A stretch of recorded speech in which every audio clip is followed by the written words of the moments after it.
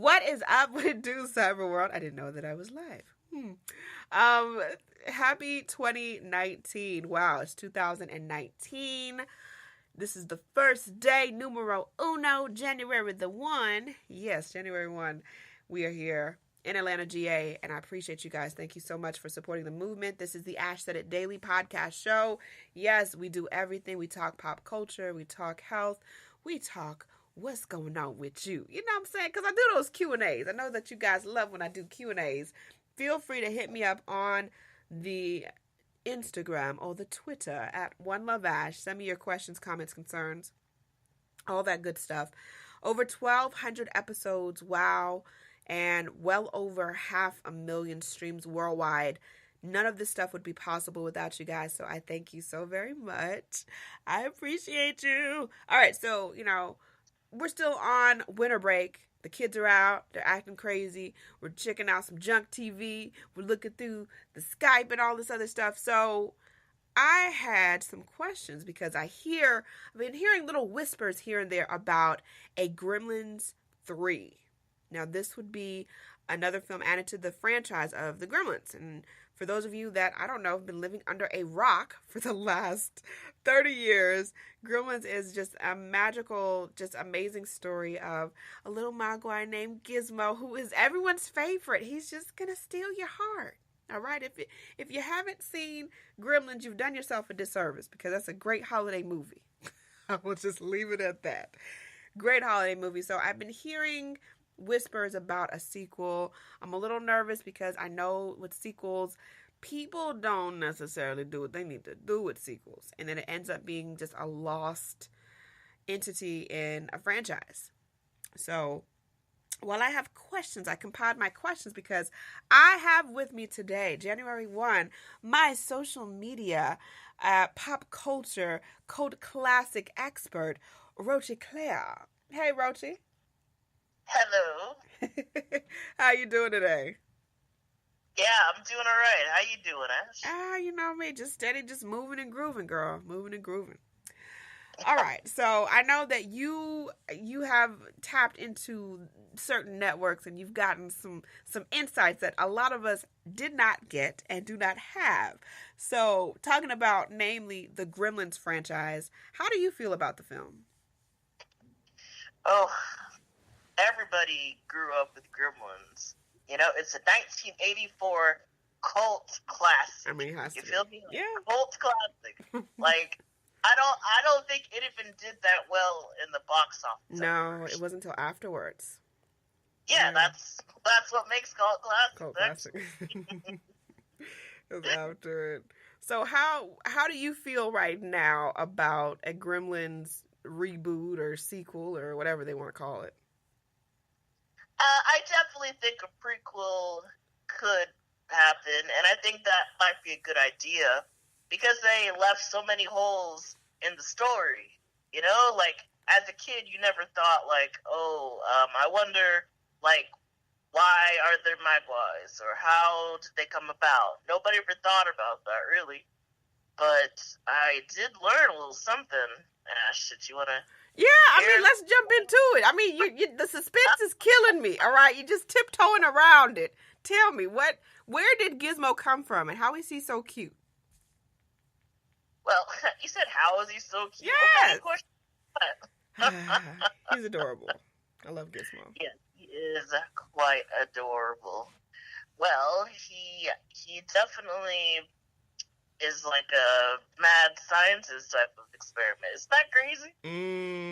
So you talking about they was doing some genetic modifying and stuff and trying to make make some kind of animal or something, or? Yeah, it was actually 1 out of 10,000 mogwais. Is actually good. 1 out of 10,000 of them. Isn't that 10,000? Why wasn't that See, that's what happens with movie editing sometimes, Earl, is they cut stuff that the audience needs to know. We need to understand this. Because I know that as a kid and growing up, and I would just love the Gremlins movie, that there was I always kind of questioned, well, wow, Gizmo's the only good one. He's the only one that's it. That was never explained. So 1 in every 10,000 mogwai are good, I guess you could say. Right. Yeah, the rest of them are just evil, mischievous, and it's just ridiculous, you know? Wow. And if that one is hated by the others. Like, right. You know, like, he's different. He thinks he's better than the rest of us. That's... So another thing I had a question about is the name. Like, where did the name come from? Like his name, Gizmo. Wow, you don't have to ask. Oh, the name. Oh, I thought you meant like something else. The name actually means Gizmo. I mean, Gizmo actually means gadget. Oh, gadget. Oh, okay. Oh, okay. So that makes sense. Because Gizmo actually was able to use the he was able to use electronic. Help me out here. What was it again? Well, I guess he was able to, like, he had little, like you said, little gadgets and stuff that he would play with. Like, I remember he had a bow and arrow at one point. He had a little toy car that he was, like, driving. He did get into stuff. And that's so cute that the name is Gizmo, and he loved the gadgets.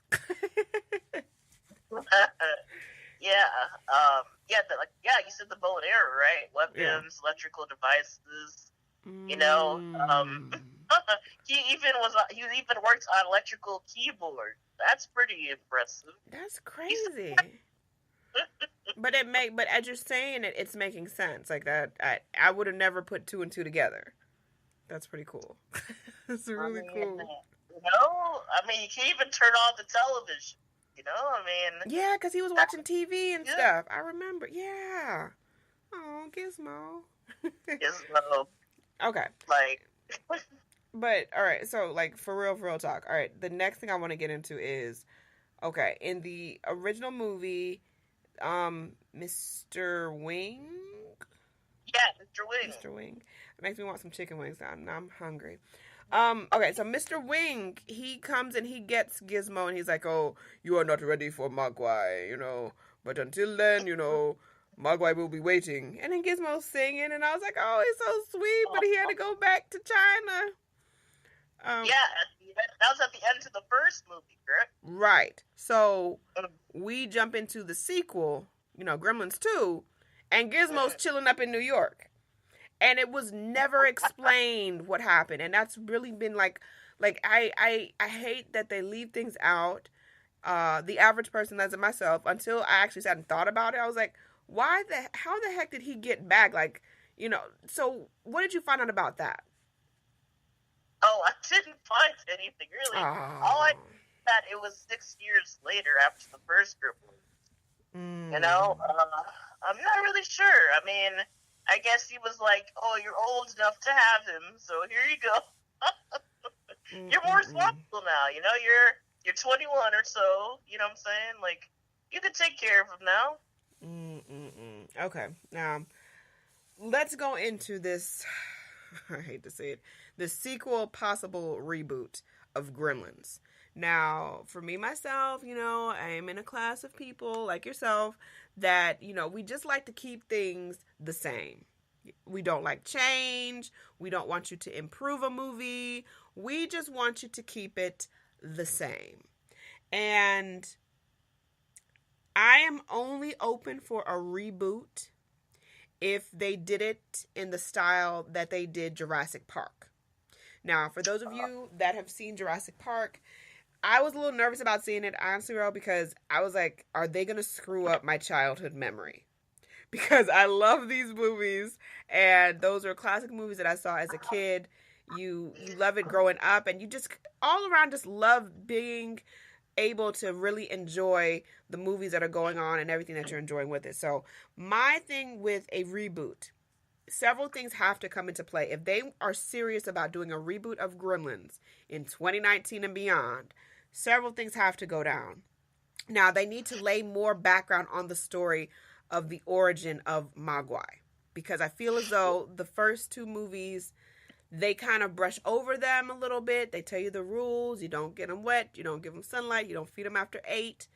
I get that stuff, but more detail into how mogwai came about, that needs to be put out there, because I feel as though they did not educate the audience on what was happening, why it was happening, how Gizmo knew what was happening. You know, like I remember in the first movie when he got wet. I forgot. I think the kid or something that came over dropped a cup of water on him or whatever, and they popped off and they started.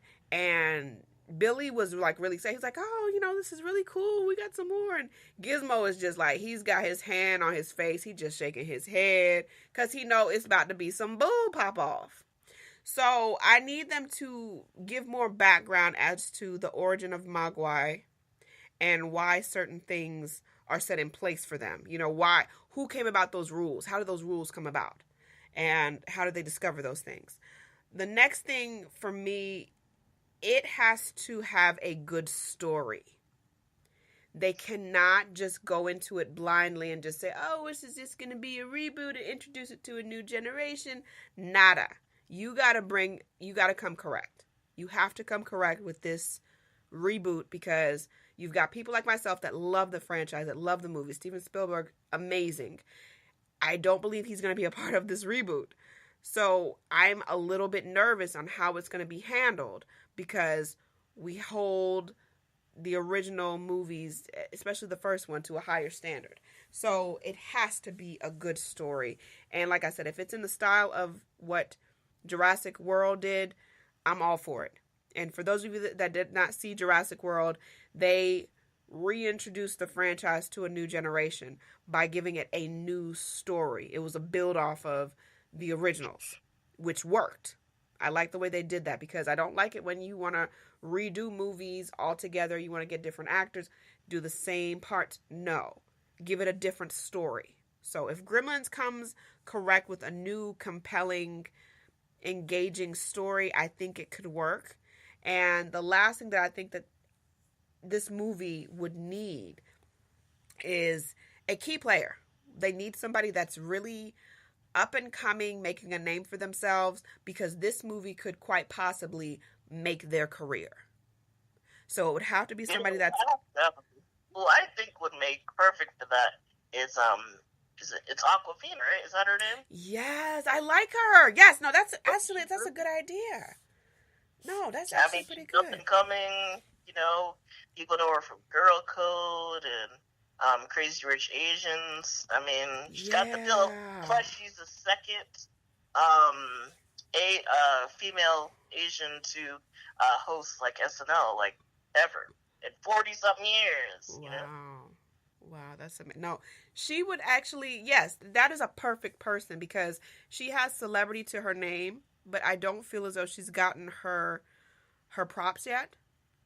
I don't feel like she's been giving like full appreciation as for what she's doing and how she's doing it, because the girl is fire on screen. I love her. Her energy is amazing. You can probably afford her a little bit. I don't know. I think that it may be worth her going towards it, because like I said, it could make her career. It could absolutely make people look at her differently on a scale than just the goofy sidekick friend.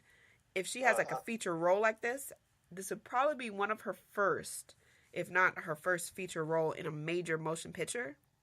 And I feel as though she could pull it off. I vote Aquafina. That's it. I vote Aquafina. I vote Aquafina. All right. So as we were talking about possible sequels and having a good story, back to your point about one in every 10,000 mogwai are good, or they're good-natured and sweet-spirited, or whatever the case is.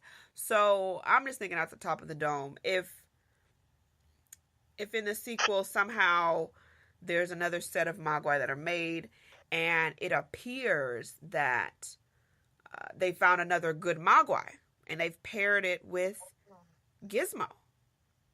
I think it could be like a buddy, like a buddy cop movie kind of thing. Like, yeah. I think that could work. You know, as long as we're continuing to, like I said, explain the story more, because I think this generation that's out here today, they need more of a background, because a lot of them have never seen the original and probably won't see the original.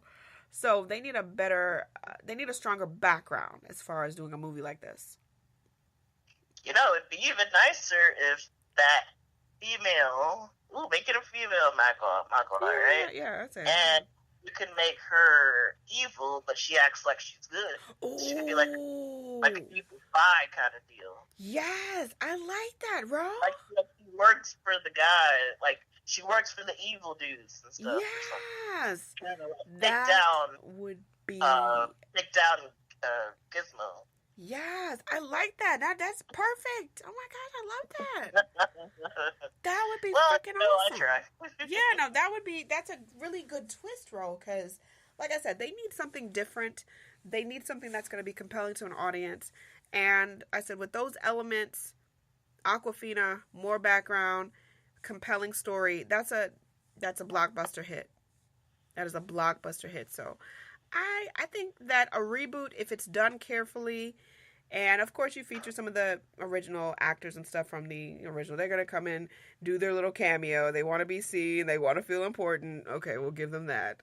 But I believe that if they get a talent such as Aquafina or somebody that's up and coming like that, I think that it could definitely make their career. But I guess we'll just see. I haven't heard anything. Have you heard anything about if this film is it still being filmed, or are there like projected dates that it's supposed to be released or anything? No, it's like one of those things that could happen, you know? Like, you know what I'm saying? Like, because it was like, maybe not kind of deal, so. Gotcha. You know, Ash, it's come to my attention about that age-old question of yours about the second Gremlins. Yeah. Well, about that, apparently Mr. Wing lost his shop, right? And, you know, along with Gizmo. And then Gizmo was taken by some, like, scientist people and stuff. And the place where they were actually at is the same place that Billy and his girl work at. Ain't that crazy? Wait. He totally heard Gizmo like singing, and then he rescued Gizmo. Wow. Yeah, that is telling you where it took 6 years for this to happen. Like he had to lose the shop. Gizmo escaped, then Gizmo got taken, and bam, there's Billy. So you've totally blown my mind, bro, because I've been looking and I've been asking people, my other cult classic people, but you actually got like the scoop for me. That is crazy. So, Mr. I like to say it's called tea. Oh, you got the tea. Ro got the tea, y'all. Yeah, a little bit. You know, beginning of the year. So, Mr. Wing lost his shop. Some scientist guy that sounds very suspicious, but he was an opportunist and took some of his stuff, including Gizmo, brought it back to New York. He's like experimenting on Gizmo or something. And Billy realizes that it's Gizmo and goes and gets him and like, you know, rescues him or whatever. That's crazy. Isn't it? That is insane, bro. Oh my gosh. And again, that's something that should have been explained in the movie. That should have been explained. You know, it was the second movie. I mean, it's not as popular as the first one. Yeah, you know? and unfortunately, with sequels during that time, it's like they're either a hit or miss. And I feel as though Gremlins 2 was a good movie, but it still wasn't as good as the first one. And I just feel like the storyline was watered down a little bit more.